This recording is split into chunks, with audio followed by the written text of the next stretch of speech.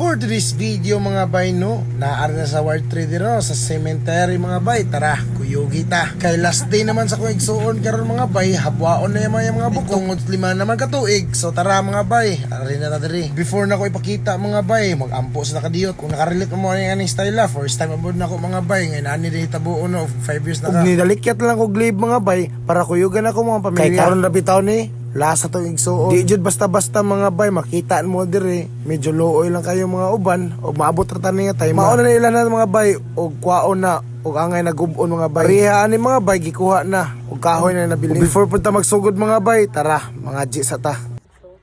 Jesus, kutungod si mong kilid nga nabukas sa pagdughang sa usa. Og i-pass forward lang na to mga bay, kay sugdan na og abri mga bay og mao din na tabo mga bay.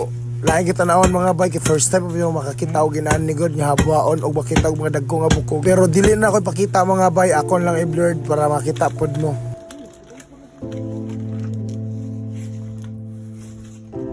Mauna ni Saka ang kabuhi mga bay, tungod sa kangilo mga bay. First time pa na nakita ni mga bay, og sakit lang kayo lang tawon. Nga sa diyang gilubong is nakapay unod o karon bukog na lang napakita mga maunang sa kadugay mga bay. Angay na ito dawanang ay kalimting pag-support mga bay. Christian Marto, peace out yo.